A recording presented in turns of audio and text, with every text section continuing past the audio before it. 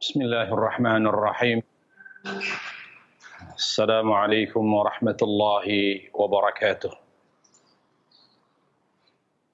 Alhamdulillahi hamdan katsiran tayyiban mubarakan fihi kama yuhibbu rabbuna wa yarda.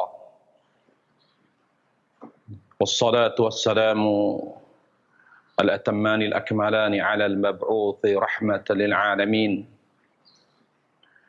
وعلى آله وصحبه ومن صار على نهجه إلى يوم الدين أما بعد أيها الإخوة الكرام para pemirsa TV Roja dan para pendengar Radio Roja yang dimuliakan Allah Subhanahu wa taala. Alhamdulillah, kita bersyukur dengan senantiasa memanjatkan puji syukur kita dengan memuji Allah Tabaraka wa Ta'ala dengan hati dan amal kita, dengan hati yang senantiasa mengagungkan Allah, dengan amal yang ikhlas dan sesuai dengan tuntunan Nabi sallallahu alaihi wasallam, dan juga senantiasa memuji Allah Jalla wa'ala dengan segala macam pujian. Para jemaah sekalian yang dimuliakan Allah Subhanahu wa taala, alhamdulillah, berkat taufik dari Allah Tabaraka wa taala, kita kembali melanjutkan kajian rutin kita di setiap Rabu sore, membahas tentang doa, wirid, dan amalan sehari semalam. Pada pertemuan kita yang lalu, kita telah menyelesaikan pembahasan tentang salat duha yang sesuai dengan tuntunan Nabi sallallahu alaihi wasallam dan pendapat yang rajih dari pendapat ulama. Sesuai dengan urutan aktivitas dan kegiatan manusia, maka biasanya seorang muslim setelah melakukan salat duha, yaitu salat syuruq, salat di awal duha, maka kegiatan yang biasa dilakukan adalah yaitu mandi. Oleh karenanya, pada kesempatan yang berbahagia ini, kita akan membahas tentang mandi. Mandi yang sesuai dengan tuntunan Rasul sallallahu alaihi wasallam dan berdasarkan pendapat yang rajih dari pendapat ulama. Para jemaah sekalian, para pemirsa, para pendengar yang dimuliakan Allah Subhanahu wa taala, mandi merupakan perkara muamalah yang mana asal hukumnya adalah mubah. Asal hukumnya adalah mubah. Kita tahu dalam ilmu usul fikih, karena mubah itu salah satu ahadul ahkami at-taklifiyatil khamsah. Salah satu hukum taklifiyah. Nah, mubah adalah perkara yang tidak berkaitan dengan pahala dan juga tidak berkaitan dengan dosa. Jadi mandi itu perkaranya mubah. Jadi ketika seorang mandi, maka jangan berharap mendapatkan pahala. Demikian pula ketika seorang mandi, tidak ada seorang dikatakan berdosa ketika dia melakukan mandi tertentu. Jadi para jemaah sekalian, para pemirsa yang dimuliakan Allah Subhanahu wa taala, asal hukum mandi adalah mubah. Tidak dikatakan mandi menjadi wajib atau sunnah kecuali ada dalil yang memerintahkan mandi tertentu. Juga tidak dikatakan ya suatu jenis mandi terlarang dalam Islam, ya, baik itu terkait dengan caranya, tempatnya, dan lain sebagainya, kecuali ada dalil yang melarang. Jadi kita sebagai seorang muslim tidak usah bingung. Ya, ketika kita akan mandi saja, karena mandi perkara mubah. Yaitu suatu perkara yang tidak terkait dengan pahala dan dosa. Mandi ya dalam bahasa Arabnya adalah al-ghusl. Ya bi dhammil ghim, al-ghusl. Sedangkan mandi itu sendiri para jemaah sekalian Allah Subhanahu wa taala, ya ada kaidah dalam Islam bahwa al-umurul mubahat tanqalibu ta'at bin niyati salihah. Perkara-perkara mubah bisa menjadi suatu ibadah ketika diniatkan dengan niat yang saleh, dengan niat yang baik. Ya. Jadi karena para jemaah sekalian Allah Subhanahu wa taala, kalau kita membahas tentang niat, fungsinya sangat banyak sekali. Ya, fungsinya sangat banyak sekali. Selain niat merupakan rukun, ya, juga niat membedakan antara perkara mubah dengan perkara ibadah. Perkara mubah dengan perkara ibadah, seperti misalnya mandi. Para ulama memberi contoh misalnya mandi. Apa yang membedakan ya seorang mandi junub dengan mandi biasa? Niat.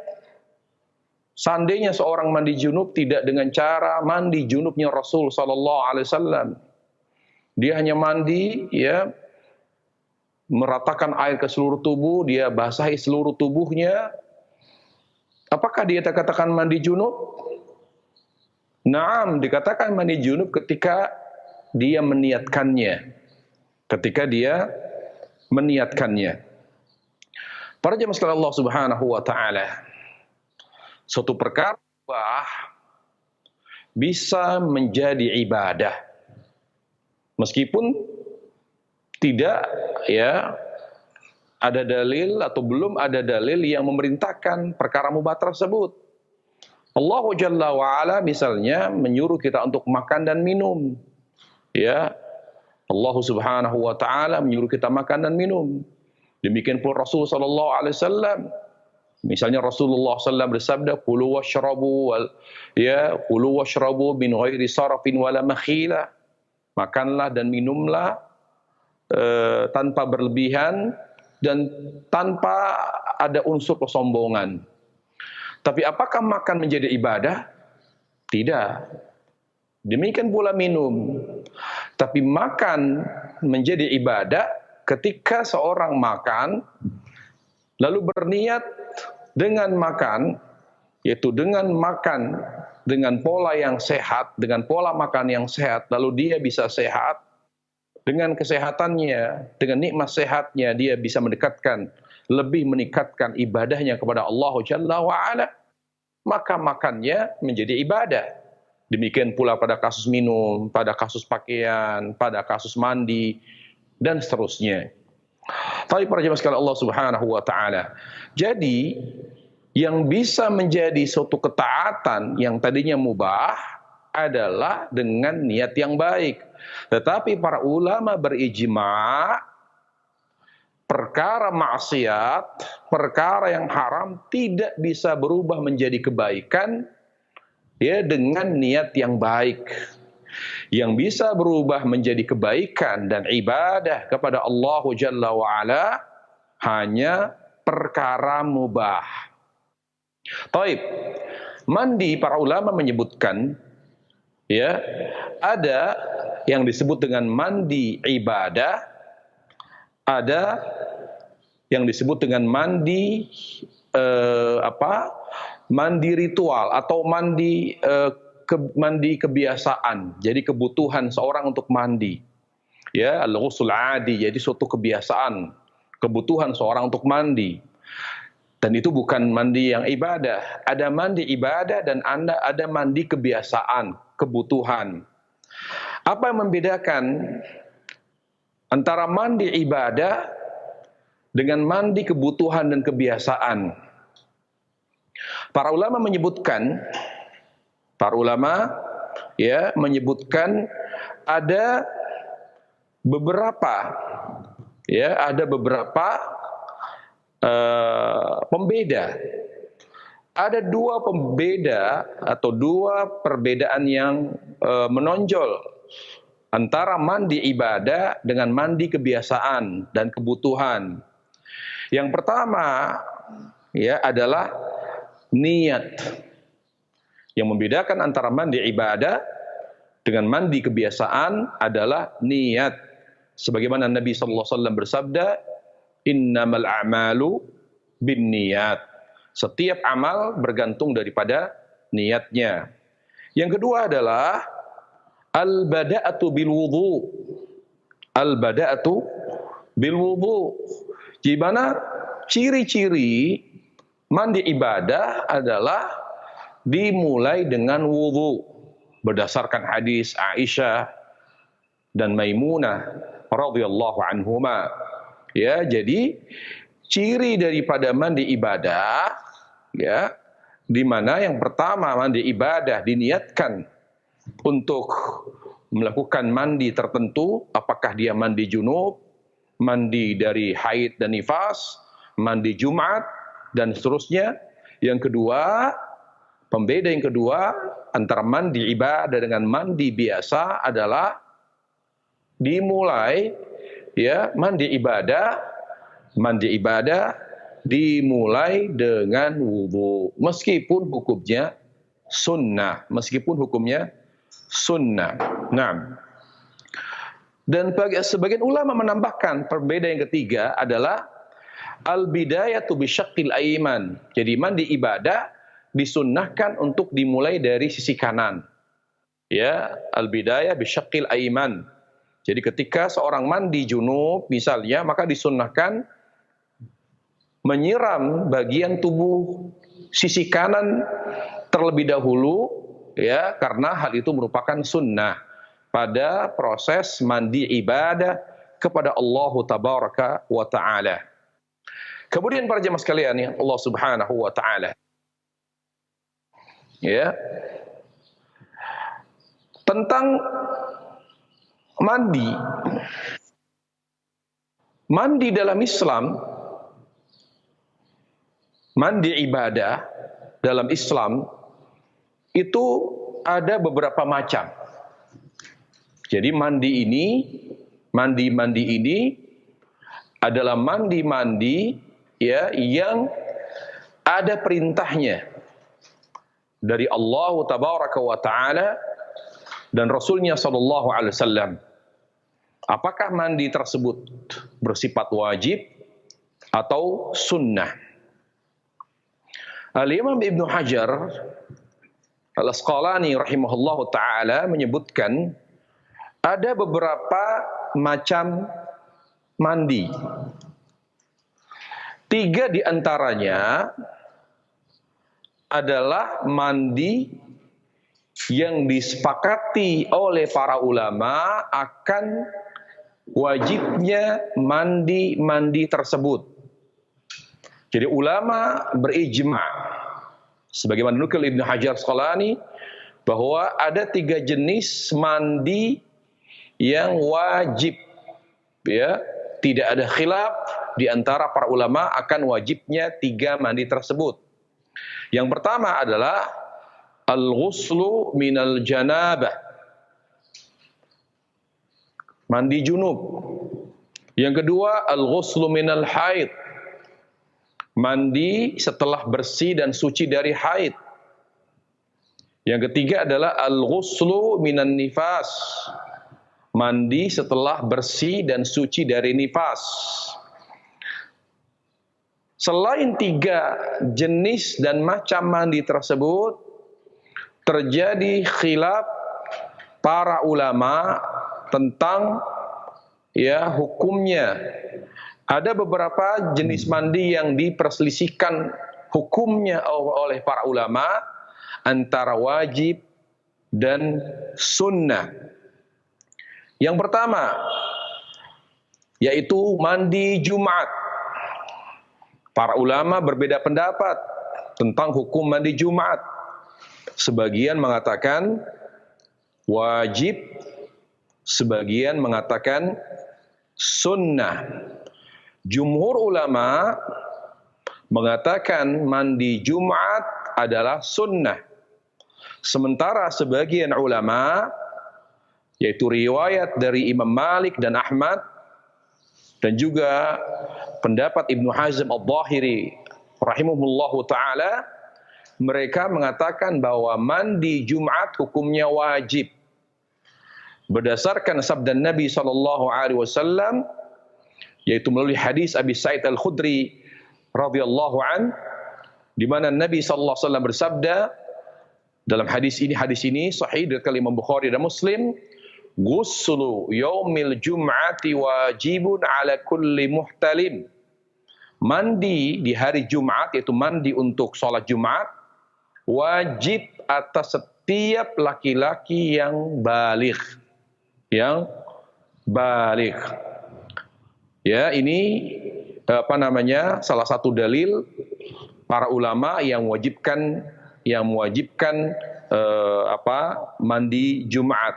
Walaupun wallahu alam yang sahih bahwa mandi Jumat adalah sunnah.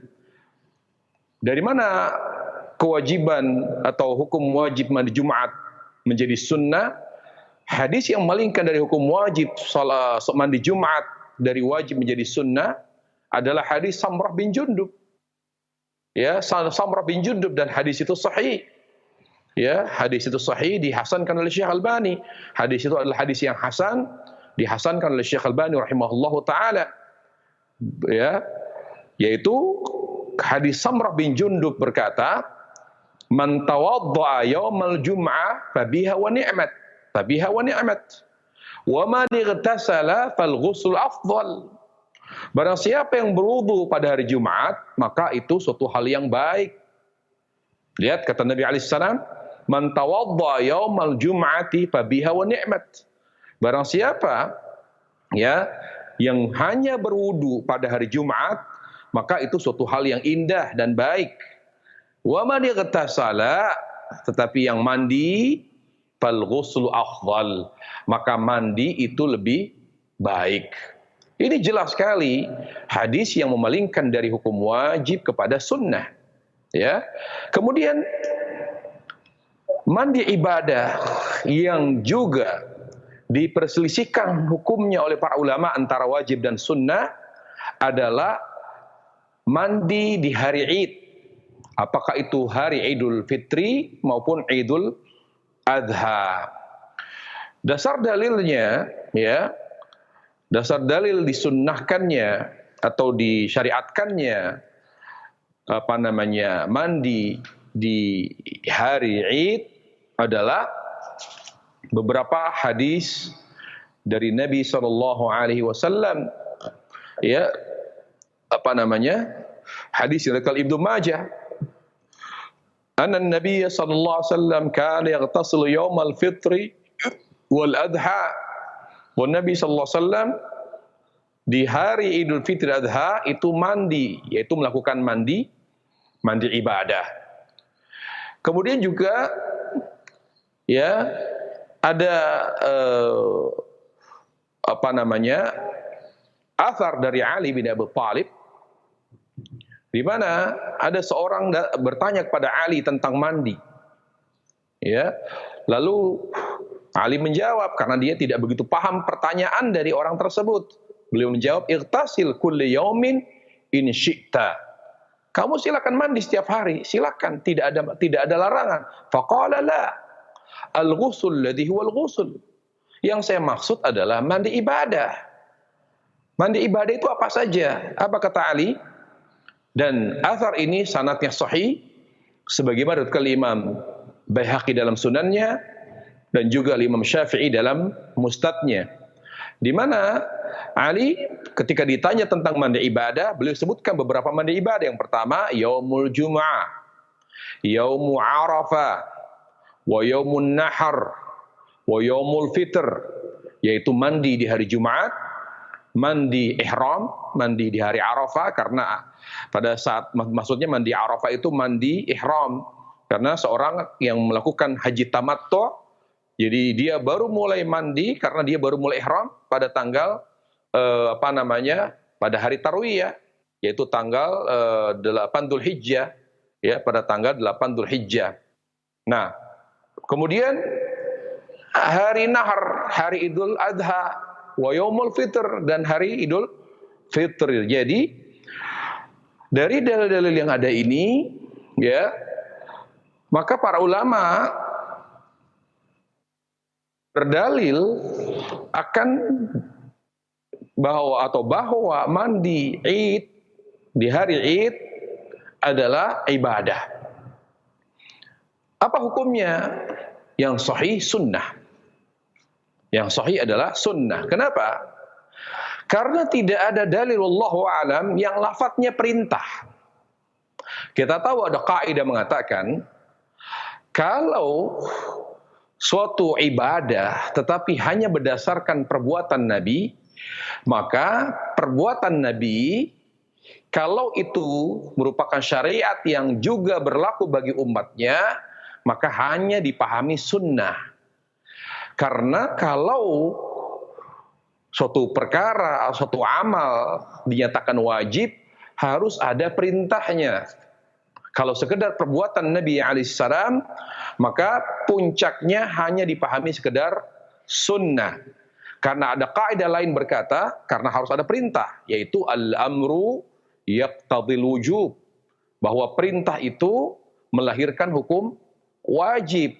Dalam perkara salat Id tidak ada perintah secara langsung, baik itu dari Allah Jalla wa Ala, terutama di Rasulullah sallallahu alaihi wasallam. Jadi hanya sekedar perbuatan kalau memang sahih dari Nabi alaihi salam, atau jawaban dari Ali tentang beberapa jenis mandi ibadah. Wallahu alam.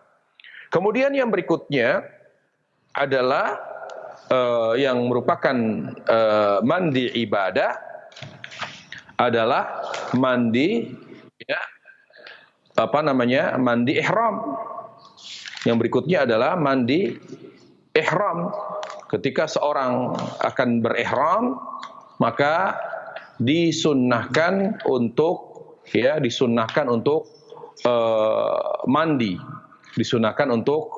mandi. Karena Nabi alaihissalam sebelum beliau berihram, beliau mandi terlebih dahulu. Jadi, dan tidak ada khilaf di antara ulama tentang hukum mandi ihram, ya, bahwa mandi ihram merupakan sunnah. Kemudian berikutnya para jemaah sekalian yang dimuliakan Allah Subhanahu wa taala, ya, yang merupakan mandi ibadah adalah dalilnya mandi ihram yaitu hadis Zaid bin Thabit. Hadis Zaid bin Thabit dikatakan annahu ra'an Nabi sallallahu alaihi wasallam tajarrada li ihlalihi wa ightasal. Hadis ini sahih, ya, diriwayatkan Imam Tirmidzi, di mana Nabi sallallahu alaihi wasallam memakai pakaian ihram, tajarrada li ihlali, sudah memakai pakaian ihram, kemudian beliau tajarrad li ihlali, jadi beliau melepaskan pakaiannya untuk persiapan ihram. Lalu beliau mandi. Jadi beliau sebelum memakai pakaian ihram, beliau mandi terlebih dahulu. Dan juga Nabi alaihissalam memerintahkan Asma binti Umais untuk mandi ketika beliau bersih, ya, ketika beliau haid atau nifas, ketika beliau nifas, maka beliau tetap memerintahkan Asma binti Umais untuk mandi pada saat beliau akan ihram, pada saat beliau ihram untuk menunaikan ibadah haji. Kemudian mandi ibadah berikutnya adalah mandi bagi orang kafir yang baru masuk Islam, yaitu mu'allaf. Ya, yaitu mu'allaf. Dalam masalah ini, ya, para ulama berbeda pendapat tentang hukum mandi bagi orang kafir yang baru masuk Islam. Di sana ada 3 pendapat ulama. Pendapat ulama yang pertama itu merupakan ya madhab Malik, Imam Malik dan Imam Ahmad, dan pendapat ini dikuatkan oleh Ibnu Hazm dan oleh Imam Munzir al-Khattabi, di mana menurut mereka hukum mandi bagi orang kafir yang baru masuk Islam adalah wajib secara mutlak. Dasar dalil mereka adalah hadis Qais bin Asim, sebagaimana diriwayatkan oleh Imam Abu Dawud, Tirmidzi dan Nasa'i, dan hadis ini disahihkan oleh Syekh Albani, di mana ketika Qais bin Asim baru masuk Islam, amarahun Nabi sallallahu alaihi wasallam ayyaghtasila bima'in wa sidr, di mana Rasulullah SAW menyuruh Qais bin Asim untuk mandi dengan air yang dicampur dengan daun bidara. Nah, ketika perintah itu asalnya wajib, maka menurut Imam Malik dan Ahmad, maka mandi bagi orang yang baru masuk Islam adalah wajib secara mutlak. Yang menguatkan wajibnya mandi bagi orang kafir yang baru masuk Islam, hadis Thumamah bin Uthal, di mana Nabi SAW ketika Thumamah bin Uthal baru masuk Islam, beliau mengatakan kepada Thumamah, idhabu bihi ila ha'iti bani fulan famuruhu ayyaghtasil, bawa dia ke ha'it bani fulana, bawa dia ke dinding bani fulan, ke ha'it bani fulan. Jadi bawa dia ke tempatnya bani fulan, suruh dia mandi, muruh ayyaghtasil, suruh dia mandi. Dan banyak lagi dalil-dalil yang lain. Pendapat yang kedua, yang merupakan pendapat Imam Syafi'i. Pendapat Imam Syafi'i mengatakan bahwa mandi bagi orang kafir yang baru masuk Islam itu tidak wajib, tapi hanya sunnah. Dia dikatakan wajib ketika dia masuk Islam dalam keadaan junub. Jadi diwajibkan mandi karena junubnya. Fayajibul ghusl. Beliau katakan yustahabbul ghuslul kafir illa idza kana ala janabatin qabla islami. Fayajibul ghusl, ketika dia selama ini tidak pernah mandi junub. Sampai dia masuk Islam, maka kata Imam Syafi'i, maka dia wajib mandi karena junubnya, bukan karena kekafirannya. Dan ini menurut mereka. Dan bahkan Imam Nawawi menukil kesepakatan para ulama dalam kitab Al-Majmu'. Dalam kitab Al-Majmu'. Dan ada qaul dari sebagian ulama Hanafiyah yang menguatkan pendapat bahwa mandi bagi orang kafir adalah yang baru masuk Islam adalah sunnah. Adapun mazhab Abu Hanifah, beliau mengatakan tidak ada dalil yang mewajibkan mandi bagi seorang kafir yang baru masuk Islam. Tidak ada dalil yang mewajibkannya, yang ada hanya anjuran. Jadi sekedar amalan sunnah, Maka beliau mengatakan sebagaimana yang disebutkan dalam kitab Al-Mabsut dan juga kitab Syarah Fathul Qadir, di mana Imam Abu Hanifah berkata, lajibu 'alal kafir idza aslama al-ghuslu mutlaqa. Tidak wajib atas orang kafir yang baru masuk Islam untuk mandi secara mutlak, yang ada hanya sunnah saja. Wallahu alam. Mana ya yang sahih di sini adalah kita terapkan adabul khilaf. Ketika suatu amal dikhilafkan para ulama antara wajib dan sunnah, maka kita tidak perlu menyampaikan ini wajib atau sunnah, tapi setiap yang baru masuk Islam, baik itu laki-laki maupun perempuan atau anak-anak, kita suruh ya mereka untuk mandi, terlepas apakah mandi bagi orang yang masuk Islam apakah wajib atau sunnah.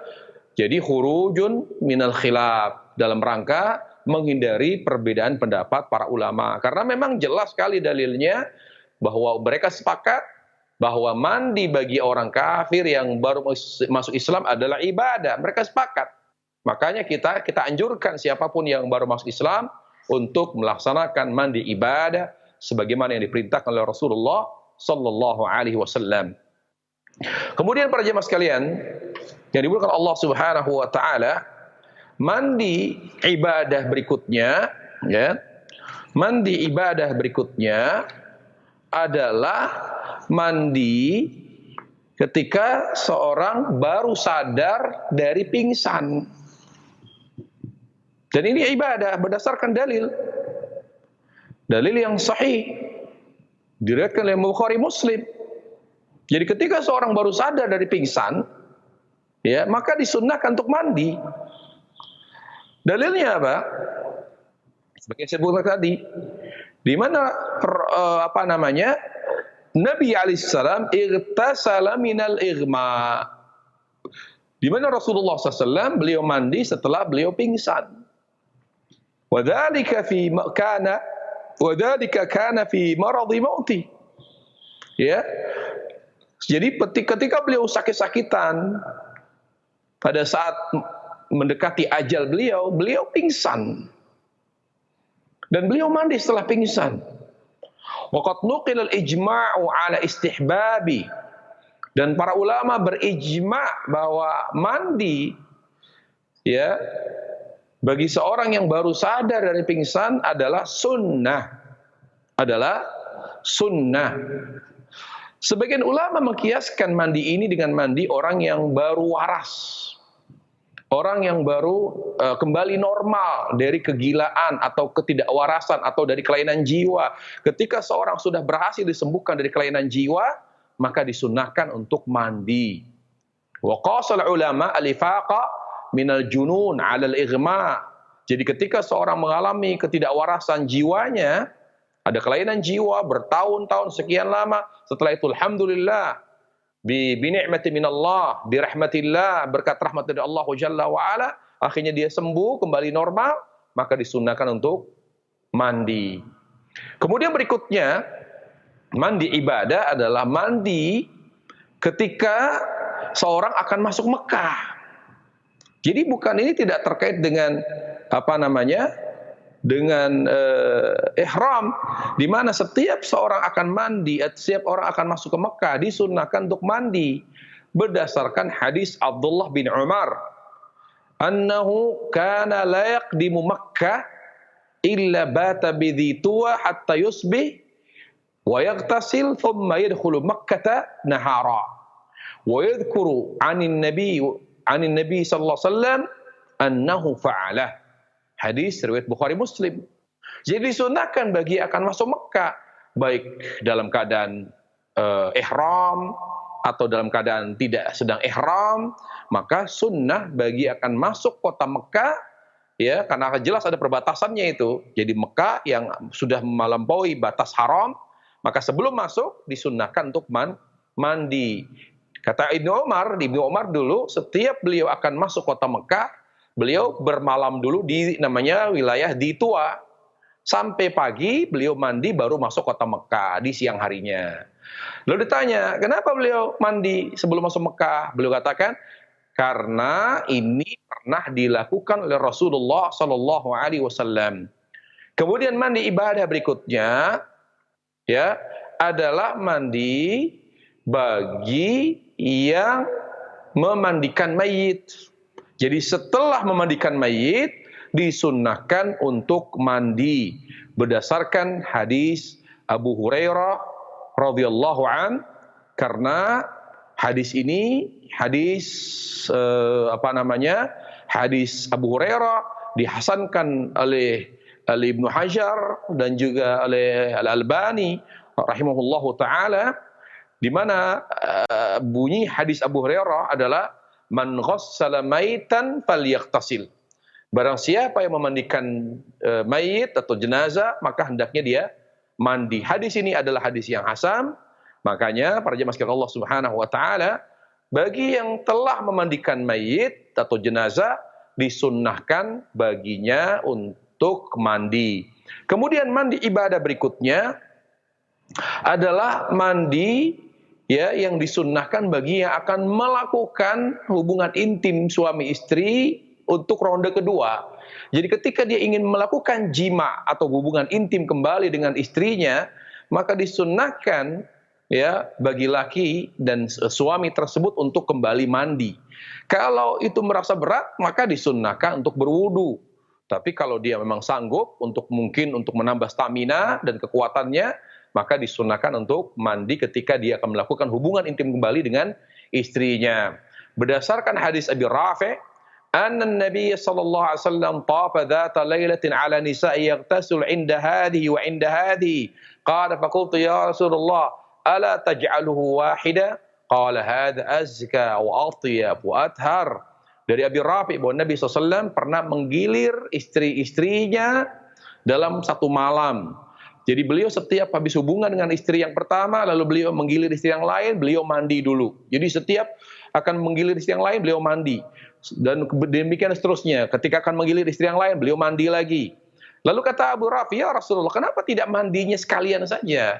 Jadi setelah berhubungan intim dengan semua istri selesai, baru mandi junub. Kata Nabi alaihissalam, dengan mandi berulang-ulang ketika akan melakukan hubungan intim, yang kedua, yang ketiga, apakah dengan satu istri atau dengan istri yang berbeda, maka itu adalah lebih suci, lebih baik, dan lebih bersih. Azka, atyab, wa athhar. Lebih bersih, lebih baik, dan lebih suci. Hadis ini hasan, diriwayatkan oleh Imam Abu Dawud dan Ibnu Majah. Dan yang terakhir para jemaah sekalian Allah Subhanahu wa taala, yang merupakan mandi ibadah adalah mandi ya, disunnahkan mandi bagi yang mengalami istihadhah setiap akan mengerjakan salat. Jadi wanita yang mengalami kelainan pada nifas dan haidnya, di mana dia mengalami kelainan tetap mengeluarkan darah di luar masa tetapnya ya, atau lebih dari 40 hari bagi nifas, atau di masa tetap dia, kalau dia setelah seminggu dia tetap mengeluarkan darah, berarti mengalami istihadhah, kelainan. Maka bagi wanita yang mengalami kelainan pada haid dan nifasnya, dianjurkan untuk senantiasa mandi setiap akan mengerjakan salat. Dasar dalilnya adalah hadis Aisyah, di mana Ummu Habibah ya ustuhidat 7 sinin. Ummu Habibah itu mengalami istihadhah selama 7 tahun. Fasa'altu Rasulullah sallallahu alaihi wasallam an dzalik. Lalu Rasulullah ditanya tentang hal itu. Bagaimana solusinya ini? Ummu Habibah mengalami istihadhah selama 7 tahun. Kemudian Rasulullah SAW memerintahkannya an taghtasila ya, fakanat taghtasilu likulli shalah, di mana Ummu Habibah senantiasa mandi setiap akan mengerjakan salat. Itulah para jemaah sekalian Allah Subhanahu wa taala beberapa mandi ibadah, baik yang disepakati kewajibannya oleh para ulama, atau yang diperselisihkan ya kewajibannya, dan yang disepakati bahwa mandi tersebut adalah sunnah. Tetapi semua mandi yang kita sebutkan tadi, ulama sepakat semuanya adalah mandi ibadah yang dengannya seorang mendekatkan diri kepada Allah Subhanahu wa ta'ala. Kemudian para jemaah sekalian Allah Subhanahu wa taala, ada faedah tentang mandi. Di mana mandi yang tujuannya, fungsinya mengangkat hadas besar, ya, ketika mandi tersebut fungsinya adalah mengangkat hadas besar, maka setelah melakukan mandi, ya, yang berfungsi mengangkat hadas besar, setelah itu kalau dia ingin sholat tidak perlu berwudu lagi, tidak perlu. Ya, tidak perlu. Jadi ke orang misalnya ingat kaidahnya adalah ketika seorang selesai telah melakukan mandi yang fungsinya mengangkat hadas besar, kalau dia ingin sholat setelah itu tidak perlu berwudu setelah dia mandi. Ya, kenapa? Pertama dalil Aisyah radhiyallahu anha sebagaimana dalil yang sahih dari Imam Tirmidzi, Nasa'i, Ibnu Majah. Kata Aisyah, "Kana Rasulullah SAW la yatawadda ba'da al-ghusl min al-janabah." Di mana Rasulullah SAW seusai mandi junub, beliau tidak berwudu lagi. Jadi setelah mandi junub, ya, beliau tidak berwudu lagi. Tapi ini tidak ada kejelasan apakah Nabi setelah mandi sholat. Lihat riwayat Imam Ahmad dan Abu Dawud. Di mana kata Aisyah, "Yaghtasilu wa yusalli rak'atain wala arahu yuhditsu wudu'an ba'dal ghusl." Wala arahu yuhditsu wudu'an ba'dal ghusl.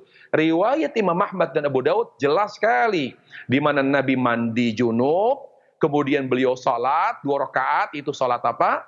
Yaitu salat subuh atau salat 2 rakaat sunnah fajar. Lalu kata Aisyah apa? Wala arahu yuhditsu wudu'an ba'dal ghusl. Dan saya tidak melihat setelah beliau mandi berwudu kembali. Jadi ini dalil yang sahih bahwa ketika seorang telah mandi yang fungsinya mengangkat hadas besar, apakah itu mandi junub atau mandi dari haid atau mandi dari nifas, maka setelah itu dia tidak perlu wudu lagi. Silakan langsung sholat qobliyah subuh dan sholat subuh, tidak perlu berwudu lagi. Apa dasar yang menguatkan itu? Ya, yang pertama, ya, ini adalah pendapat jumhur ulama. Jadi dalil Aisyah adalah dalilnya jumhur ulama, mayoritas ulama, dan pendapat ini dikuatkan oleh Syekhul Islam Ibnu Taimiyah rahimahullahu taala. Kaidahnya di mana kaidah daripada yang menguatkan kata mereka adalah di mana mereka mengatakan li'anna taharatul janabah taqdi ala taharatil hadath, ya, taqdi ala taharatil hadath lianna mawani al janabah akthar min mawani al hadath, yaitu hadath al asghar. Karena mandi junub contohnya itu dia juga termasuk di dalamnya mensucikan hadas kecil. Penghalang-penghalang hadas, penghalang-penghalang yang dihalangi oleh junub itu lebih banyak, lebih ketat dibanding penghalang-penghalang hadas kecil. Apakah seorang boleh misalnya baca Quran ketika dia junub? Tidak boleh. Tapi kalau orang hanya hadas kecil, misalnya dia setelah selesai buang air kecil atau buang air besar, para ulama tidak ada kesepakatan. Mereka hanya mengatakan dianjurkan bagi yang mengalami hadas kecil untuk berwudu ketika akan baca Quran. Nah, jadi dari sinilah mereka mengatakan, maka bagi yang melakukan mandi yang sifatnya mengangkat hadas besar, maka setelah itu dia tidak perlu lagi, ya, melakukan wudu ketika dia akan sholat. Apakah mandi itu mandi ibadah, mandi hadas dari hadas besar, apakah di dalamnya ada wudu atau tidak? Ya, itu ya tidak membedakan. Misalnya mandi junub yang sesuai dengan tuntunan Nabi alaihissalam, ada wudunya, dimulai dengan wudu. Kalau dia tidak melakukan wudu misalnya, karena berwudu sebelum melakukan mandi, memulai mandi adalah sunnah. Kalau dia hanya meratakan air ke seluruh tubuh dan niatnya mandi junub, setelah itu dia langsung sholat. Boleh atau tidak tanpa wudu? Boleh. Dasarnya adalah hadis Aisyah radhiyallahu anha ini.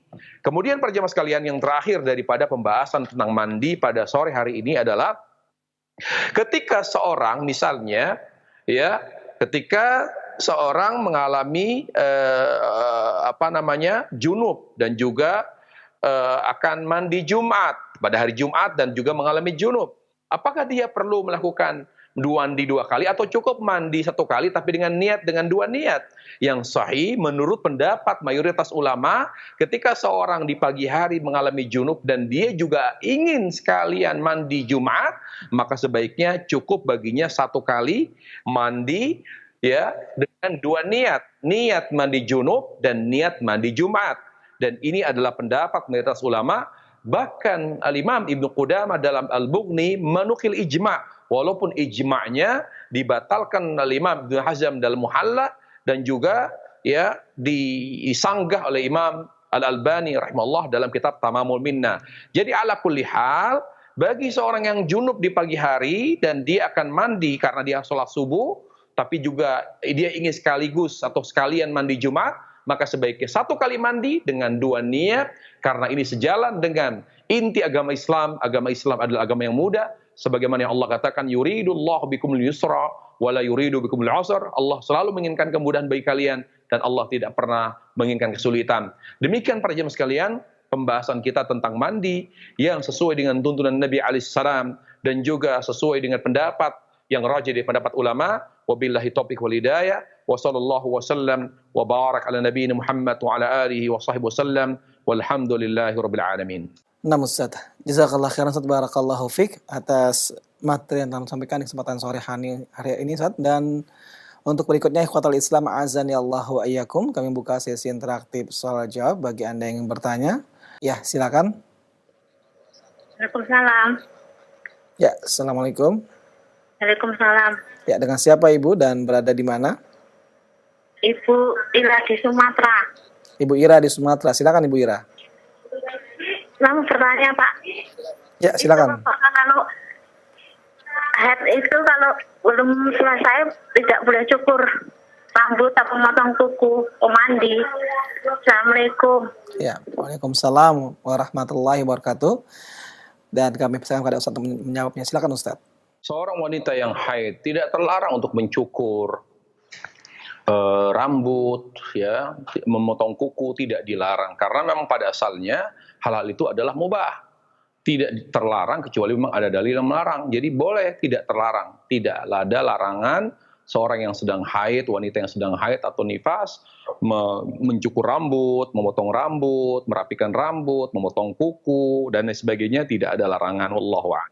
Nah Ustaz, jazakallah khairan Ustaz, barakallahu fiik atas jawaban yang telah Antum sampaikan Ustaz. Dan berikutnya masih kami angkat pertanyaan telepon. Silakan. Assalamualaikum. Waalaikumsalam warahmatullahi wabarakatuh. Dengan siapa Bapak dan berada di mana?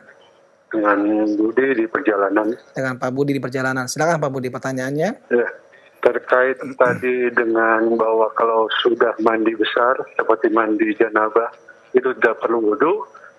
Itu ada pendapat bahwa karena pada saat mandi masih menyentuh kemaluan itu membatalkan wudu, jadinya harus tetap wudu gitu. Itu bagaimana menurut Ustaz ya?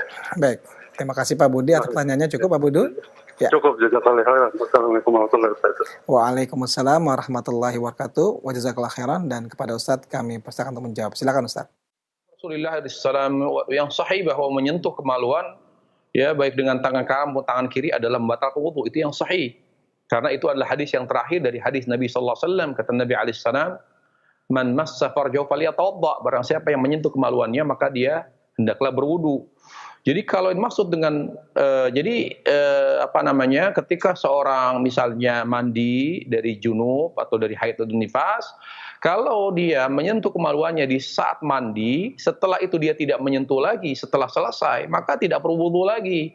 Kecuali setelah dia selesai mandi, kemudian dia mengeringkan badannya, ya, karena kan basah. Setelah itu dia mengeringkan badannya dengan handuk, kemudian tanpa sengaja tangannya menyentuh kemaluan. Apakah dia harus berwudu? Ya, berarti dia harus berwudu karena dia sudah karena dia batal. Nah, masalahnya para jemaah sekalian Allah Subhanahu wa taala, apakah mandinya di sini sebetulnya yang sahih? Karena di sini ada keraguan. Karena kan yang membatalkan, kata Nabi alaihissalam, menyentuh kemaluan membatalkan wudu, yaitu bersuci dari hadas kecil. Apakah dengan menyentuh kemaluan juga membatalkan mandi yang dengannya terangkat hadas besar dan hadas kecil.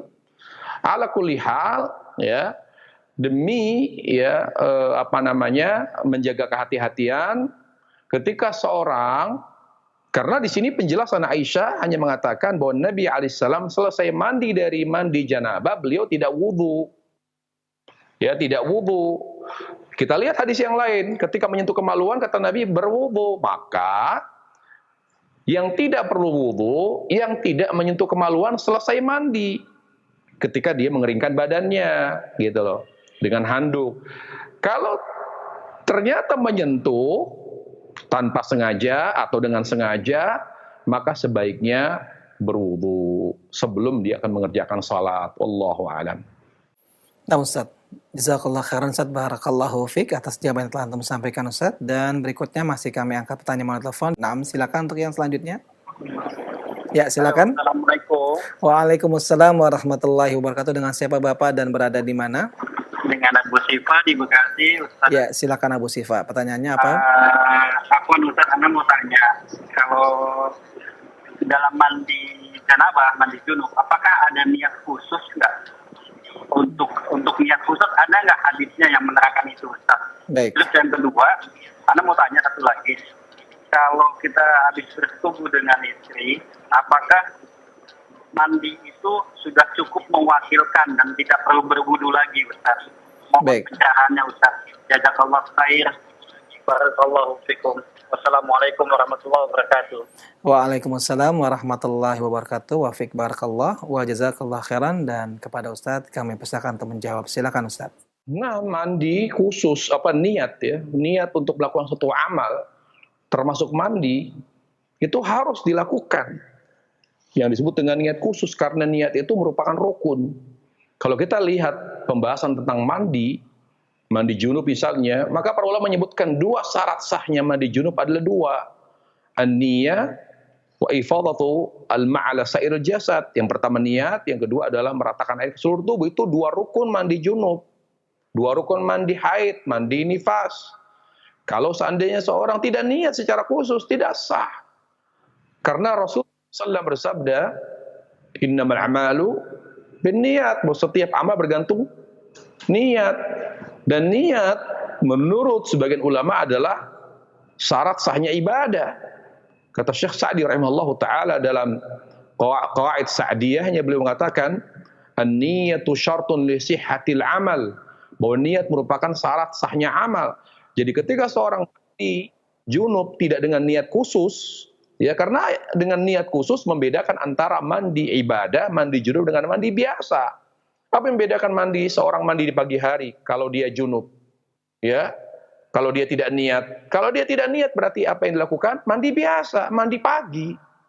Tapi ketika dia junub lalu dia niat, berarti mandi yang dilakukan adalah mandi ibadah, yaitu mandi junub. Ya, innamal a'malu binniyat. Barang siapa yang mandi sementara dia junub tetapi dia lupa niat khusus, secara khusus, maka alihi al-ghusl martan thaniyah. Ya, alihi i'adatul ghusl, dia harus mandi kembali. Dia wajib, karena mandi yang pertama yang tidak didahului, yang tidak diawali dengan niat secara khusus, maka dia wajib mengulangi mandinya. Kemudian tentang mandi yang dengan mandi ya tertentu dia tidak perlu lagi berwudu, sebagaimana yang tadi sudah dijelaskan, dan ini adalah pendapat mayoritas ulama dan dikuatkan oleh Syekhul Islam Taimiyah. Jadi mandi ya, al-ghuslu minal hadatsil akbar, ya, minal hadatsil akbar huwa alladhi yajzi 'anil wudu. Jadi mandi ya yang mengangkat hadas besar, maka mandi tersebut mencukupkan kita dari wudu. Jadi kita tidak perlu lagi berwudu. Mana dasar kaidah yang diletakkan oleh jumhur ulama tersebut? Mayoritas ulama adalah tadi hadis Aisyah.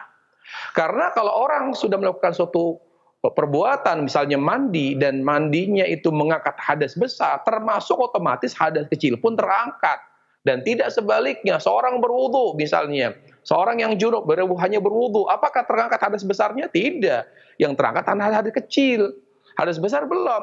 Tapi ketika seorang melakukan bersuci yang sifatnya mengangkat hadas besar, maka hadas kecil secara otomatis juga terangkat. Walaupun pendapat ulama, mayoritas ulama ini ditentang oleh sebagian ulama Hambali, di mana mereka mengatakan harus diniatkan masing-masing, mandi dengan niat tersendiri, wudu dengan niat tersendiri. Jadi tidak bisa, kata mereka, kalau mandi yang niatnya mandi kemudian termasuk di dalamnya wudu. Walaupun pendapat ini, ya pendapat yang pertama, pendapat jumhur atau mayoritas ulama ada pendapat yang lebih kuat, karena jelas sekali hadis Aisyah di mana Rasulullah SAW kata Aisyah, yaghtasilu wa yusalli rak'atain, lalu beliau tekankan, wala arahu yuhditsu wudu'an badal ghusl. Saya melihat Rasul mandi, kemudian setelah mandi langsung sholat 2 rakaat, dan saya tidak melihat beliau sama sekali berwudu setelah mandi. Dan ini hadis ini dijadikan kaidah para ulama, setiap mandi yang sifatnya mengangkat hadas besar, maka setelah mandi tidak perlu lagi berwudu walaupun dia akan mengerjakan salat. Wallahu a'lam. Nah Ustaz, jazakallah khairan Ustaz, barakallahu fiik atas jawaban yang telah antum sampaikan Ustaz. Dan ikhwatal Islam azani Allah wa yakum. Kita akan angkat pertanyaan terakhir di kesempatan sore hari ini dari penanya kita melalui pesan singkat di Jakarta Pusat. Beliau bertanya, Ustaz, apakah mandi junub wajib memakai sampo dan sabun atau cukup menyiram air ke seluruh tubuh saja, Ustaz? Mohon memberikan jelaskan Ustaz, dan terima kasih banyak. Wassalamualaikum warahmatullahi wabarakatuh. Silakan Ustaz. Tidak ada perintah dari Nabi alaihissalam ketika seorang mandi harus menggunakan pewangi, pembersih, apapun. Itu hanya pelengkap saja. Secara kesehatan mungkin lebih baik. Penyempurna saja. Tapi tidak ada kaitan dengan ibadah mandi junub. Karena di zaman Nabi alaihissalam, ya mungkin di saat itu pewangi itu adalah daun bidara. Ya, tetapi ternyata yang kita dapat riwayat tentang mandi, dianjurkan untuk menggunakan daun bidara itu pada proses mandi bagi orang kafir yang baru masuk Islam. Sementara di mandi junub tidak ada keterangan di mana mereka disuruh untuk menggunakan pewangi, ya, apakah pewangi rambut, pewangi tubuh seperti sampo dan sabun dan sebagainya. Maka dalam hal ini para jemaah sekalian Allah Subhanahu wa taala, ketika seorang mandi junub boleh menggunakan sabun dan sampo, juga boleh tidak menggunakan keduanya. Yang penting niat yang khusus, kemudian harus rata air membasahi tubuh dari ujung rambut sampai ujung kaki dan bagian-bagian yang sulit tersentuh oleh air. Jadi mandi junub itu yang ditekankan. Jadi tidak harus menggunakan sampo, sabun dan sebagainya. Itu hanya secara terkait dengan perkara mubah mungkin lebih baik, lebih mengangkat kuman dan sebagainya dari segi kesehatan, tapi itu tidak terkait dengan ritual ibadah mandi junub dan tidak mempengaruhi kesempurnaan dan keabsahan mandi junub yang diperintahkan oleh Allah Jalla wa Ala bagi yang mengalami junub atau mandi besar bagi yang mengalami haid dan nifas. Wallahu taala a'lam. Naam. Nah Ustaz, jazakallah khairan, barakallahu fiik Ustaz. Dan ikhwatal Islam azani Allah wa yakum, masih ada beberapa saat waktu ke depan. Kami angkat kembali pertanyaan berikutnya melalui telepon. Waalaikumsalam warahmatullahi wabarakatuh. Dengan siapa Ibu dan berada di mana? Dari Ummu Sabila, Ustaz. Di mana Ibu? Pertanyaannya gini Pak Ustadz, ya. Jadi kalau nggak salah dengar saya itu uraian mandinya mandi ikhram sepertinya nggak ada ya Pak Ustadz. Apa kita tidak disunahkan mandi ikhram? Baik. Mohon penjelasannya Ustadz. Syukran jazakallah khair. Assalamualaikum warahmatullahi wabarakatuh. Waalaikumsalam warahmatullahi wabarakatuh. Wa jazakallah khairan, dan kepada Ustadz kami persilakan untuk menjawab. Silakan. Mandi ihram sunnah bagi akan melakukan ihram. Baik itu ihram untuk umrah maupun ihram untuk haji. Tapi tidak ada mandi ihram yang disunnahkan seusai salat sunnah. Karena disebut dengan mandi ihram, mandi yang dilakukan ketika akan berihram. Ya, bukan mandi ihram yang dilakukan setiap selesai salat sunnah. Nah, kalau memang dia salatnya misalnya di Wadi Wadi Mubarak, Wadi Aqiq atau Bir Ali, di sana disunnahkan salat 2 rakaat. Setelah salat sunnah di Wadi Aqiq atau di di Bir Ali, di Miqat Bir Ali, setelah dia salat sunnah di situ 2 rakaat, kemudian setelah itu dia mandi di situ, mandi di Miqat untuk memulai ihram, itu mungkin, ya. Tapi tidak ada kaitannya salat sunnah dengan mandi ihram. Mandi ihram itu dilakukan, disunnahkan bagi yang akan melakukan ihram, baik itu ihram haji maupun ihram umrah. Wallahu a'lam. Nah, Ustaz, pertanyaan dari Ibu Sabila, Ummu Sabila, merupakan pertanyaan terakhir di kesempatan sore hari ini, Ustaz. Dan sebelum kami akhiri, kami meminta kepada Ustaz menyampaikan ihtitam. Dan kepada Ustaz kami persilakan. Silakan, Ustaz. Para jemaah sekalian Allah Subhanahu wa taala, betapa sempurnanya Islam. Betapa banyak ilmu dalam Islam yang akan mengantarkan kita kepada ibadah dan amal yang mendekatkan diri kita kepada Allah dan menjadi bekal kematian kita. Oleh karenanya, coba lihat masalah mandi saja, banyak hal yang baru kita ketahui. Contoh misalnya mandi yang sifatnya mengangkat hadas besar, maka setelah mandi tersebut tidak perlu lagi berwudu ketika akan sholat. Ini ilmu. Berarti ilmu dalam Islam itu luas sekali, banyak. Oleh karenanya, sibukkan, manfaatkan umur waktu kita untuk belajar, menuntut ilmu agama. Jangan disia-siakan umur kita. Makanya menuntut ilmu agama itu ibadah. Merupakan ibadah sunnah terbaik setelah kenabian yang dikatakan oleh para ulama. Jadi, ya, kita tidak boleh berhenti belajar, ya. Dan ini pun belum tuntas, insya Allah. Di pertemuan berikutnya kita akan kembali membahas adab-adab mandi yang sesuai dengan tuntunan Rasulullah SAW.